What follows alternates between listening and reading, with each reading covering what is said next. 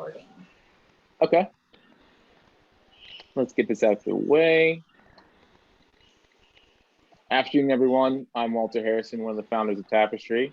We do this call every Friday, generally at 2 o'clock Central, where we kind of talk about Tapestri, our background, and also walk through the affiliate program. So I'll kind of start with talking about who I am, what I'm looking to do, and kind of the problem we're looking to solve, and also talk about the future. So I'm going to move this out of the way. Okay. So Walter Harrison, I'm the founder of Tapestri. My background is about a decade experience specifically in the mobility space. So primarily monetizing apps on phones. So we understand that the apps on your phone and the apps on mine are collecting data and primarily monetizing it without your consent. And if they are consenting, it's really deep down in the privacy policy or the terms of agreements, and you're really not taking it seriously. You're not even really looking at it. So if you're going to start a business, a technology company, a small business, you have to have a problem. And the problem we're looking to solve is right in front of you, that the consumer's data is being bought and sold constantly, and we're not getting a penny. So on the right-hand side, you'll kind of see a couple news clippings of what's going on. So starting on the left-hand side right here, there's the Social Dilemma documentary that's on Netflix right now, which kind of explains that if you're using a free product, it could be a social app, a dating app, a weather app, and it's not costing you anything, then you are likely the product itself. I really recommend that documentary. It's the reason why these products are free. It doesn't cost you anything. The right-hand side, you'll see here that many social companies are trying to get more information out of us by launching VPN apps and proxy apps, things that will basically collect more information even when you're outside of their app. Then you have the government, which you can see right here, the FTC ordering many social companies and search companies and dating companies to kind of explain what they have on the average consumer. It seems at times even the government doesn't even know how much data these big tech companies actually collect. And over the years, you've seen even politicians like Andrew Yang, and there's been many, many others who are pushing big tech to actually pay out some type of dividend. Alaska is a good use case. There's a natural resource there of oil. And in Alaska, everyone kind of participates and benefits from that natural resource. California is the home, and now Austin, Texas, and Miami, and so many other large cities like Chicago are the home of so many large technology companies. Shouldn't we all kind of be benefiting from that? And that's the question. Shouldn't we all be benefiting from the product that actually makes these companies so valuable? Because if we were to leave these products, essentially these companies have no value. These products are based upon us using them and then collecting data, and many of them utilizing algorithms to show us a whole host of ads. Ads of products that are sometimes relevant, but sometimes we can't afford, or sometimes we don't even need. So we believe the solution is to go directly to the consumer, right? The goal is we find this data valuable, being very transparent, and we want to collect it from you anonymously, and then we'll pay you for it in exchange. And that's what Tapestri looks to do. So Tapestri is an app that runs in the background and pays the average consumer for the data they're already giving away. We're not looking to collecting anything new outside of the ordinary, not personal information. It's primarily passive location signals. We're very interested in understanding where consumers go. And we'll walk through that in greater detail. So how does it work? When you download Tapestri pretty soon here in the iOS and the Android store, Tapestri creates an algorithmic earning goal for you. This is looking at the hardware and software of your phone. What do I mean by that? Are you on an iPhone 11? Are you on a Google Pixel or a Samsung phone with a bigger battery? Are you on a smaller battery? How many location events can we collect from you? Most of the time, are you running on cellular? Are you running on Wi-Fi? Or are you plugged in? All these things really matter to us, and that's what creates that earnings goal. On the right-hand side, you can see an example of Ronald Richards. We've collected 248 events with him. We're very transparent of what we collect. We also tell him the places that he's visited and his earnings over the last few months. And the key thing for Ronald to understand is that this wiggly line here, events go up and his earnings go up. They are essentially correlated. So this app right now is actually free, right? The goal is to give this app away for free to the average consumer. It doesn't cost them anything. They can refer people to the app, and actually earn money from referring it. We're calling it Tap a Friend and Earn a Buck, as long as that user is active for 30 days. But we also have a more robust program for our entrepreneurial folks like yourselves, which we call Tapestri Affiliates. We are relying on you to be our user acquisition. So instead of us going to big ad networks and spending millions of dollars to get users to download a product, we'll pay you. When you tap on your friend, when you market on social media or on YouTube or your close confidants, and they download and stay active, we will pay you every single month passively, as long as these users stay active, which we're super excited about. But to learn more about the affiliate program, I'll turn it over to Dani Walker, one of our affiliate managers, and she'll kind of walk you through line by line how that affiliate program works. I'll be back in a sec. Over to you, Dani. All right, everyone. Thanks so much for being here. This is Dani Walker with Tapestri, and I want to share with you the compensation plan. So as Walter shared with everyone, when we started thinking about how can we help people tap into the earnings on their data that they're missing out on right now, we wanted to also be able to incentivize people who appreciate our app to be able to share it. And so we decided to tap a friend, earn a buck, but that wasn't enough. We wanted to share more. That's where the compensation and the affiliate program come in. So how the affiliate program works is really, for the first time ever, we have data that's collected. We pay the individual $5 to $25 a month for that data. As the phone moves around, as Walter so eloquently explained, their earnings go up. As we share with our friends, we can earn another dollar residually. And I think this is a really big difference in a lot of programs or a lot of different apps or things that you might share, affiliate programs, whether it's Amazon or Walmart or things like that. Every time that person, as long as you have shared with that person and they installed Tapestri and keep it active on their phone, you're going to earn $1 every single month, not just one and done. So I think that's a very big difference in the tap a friend, earn a buck. Even somebody who's a free user can have a nice little passive residual income going just by installing Tapestri on their phone and sharing it with a few of their friends. So what we've done is we created the affiliate program. And if you look at, I'm calling her Jamie here. I don't know who this woman is, but we'll say she's Jamie. And she has shared with 6 of her friends. And that was her tier 1. Her social friends, people that she knows that are that clicked on her link and installed Tapestri. And she earns $1 every single month, as long as those people that she shared with have the Tapestri app active on their phone. But the thing is as a user, people are going to like this app. They're going to see within the app that they can tap a friend and earn a buck. And we don't want you guys to miss out on the ability to earn $1 on Jamie, not only on Jamie's friends, but on the friends that her friends share Tapestri with. So that's the second tier. And in this example, you if you were Jamie, you install the app, you use it, you might earn up to $25 a month just in the app itself. You share with 6 friends who install and activate the app. That's another $6 residually every single month. And then those friends go out and they've shared with another 10 friends who've installed the app, and Jamie is earning $1 on those friends as well. So 2-tiered affiliate program. Pretty simple, pretty self-explanatory. For those of you who see a bigger picture here, maybe you have some social influence, maybe you've networked in the past, maybe you're an affiliate marketer for a lot of different Walmart, Amazon, Instagram, whatever it might be. You want to build a team of people. We also wanted to reward people for building a team. So that's when somebody goes out as an affiliate and helps 10 other people become affiliates. You rank up to a super affiliate, which what it does is it increases your earnings, because then all the affiliates you've helped become affiliates in Tapestri, whatever they earn on a monthly commission, you're now going to earn a 50% check match bonus. So I like to think about it just like if you had a production bonus at your job. If everybody produces this much in this month, everybody in the room gets an extra $200-300 as a bonus.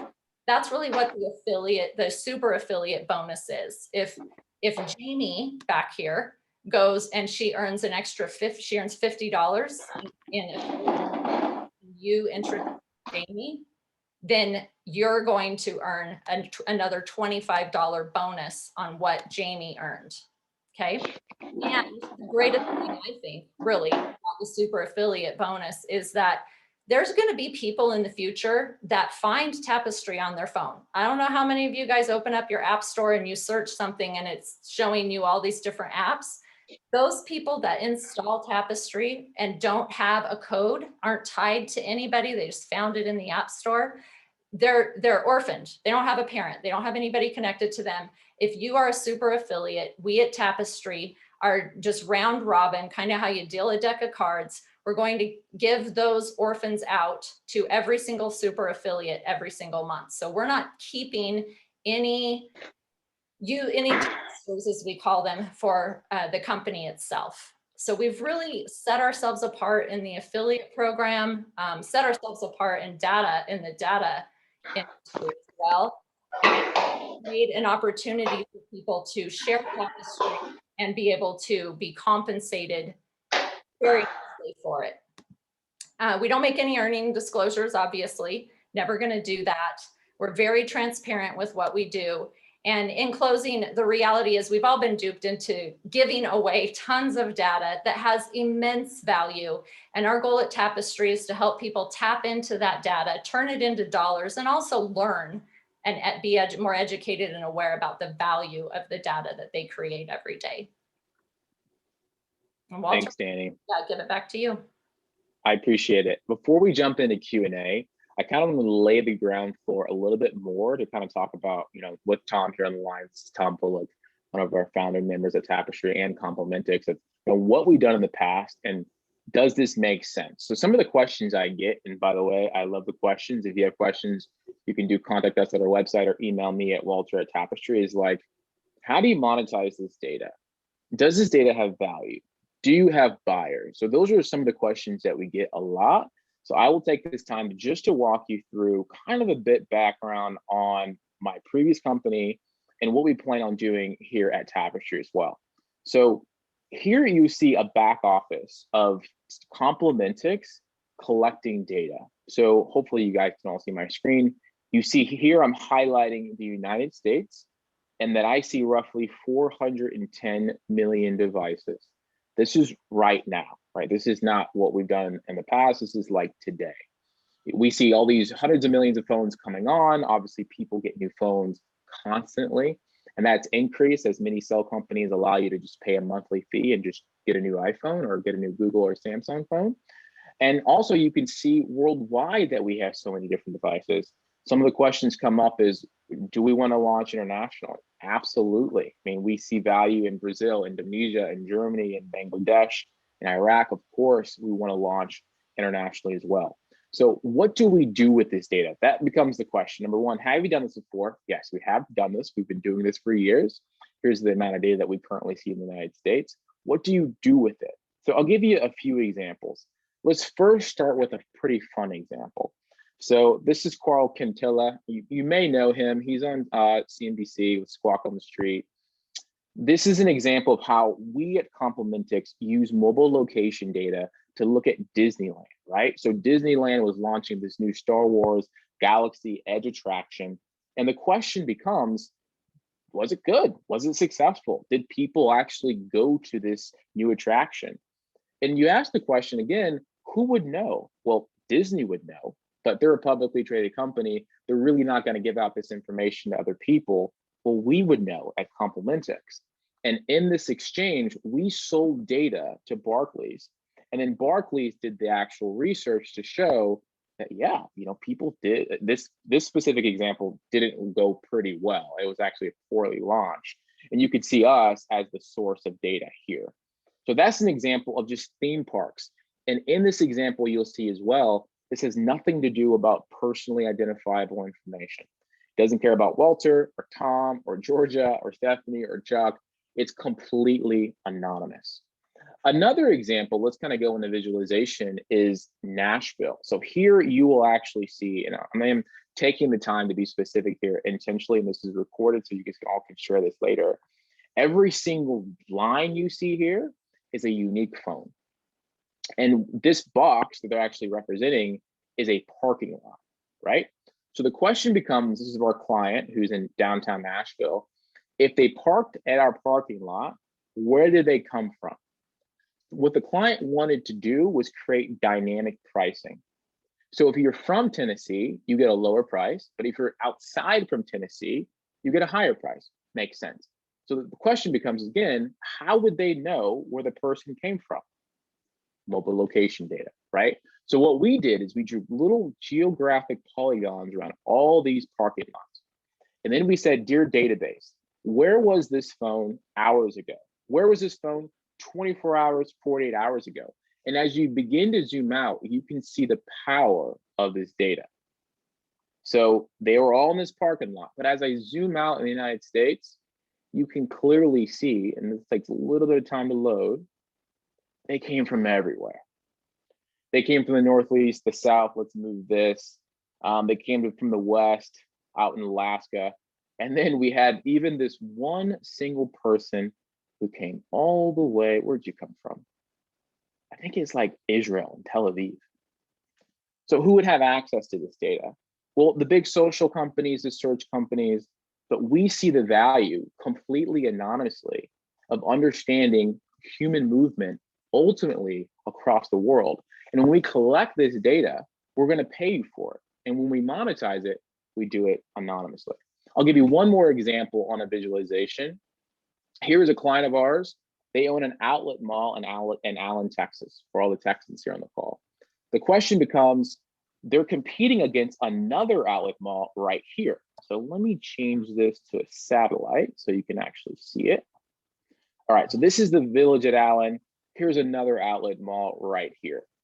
Do people go to both? That's the question, right? Do people come here, go to Ulta Beauty, go to Best Buy? There's a Top Golf location right here. You can actually see it.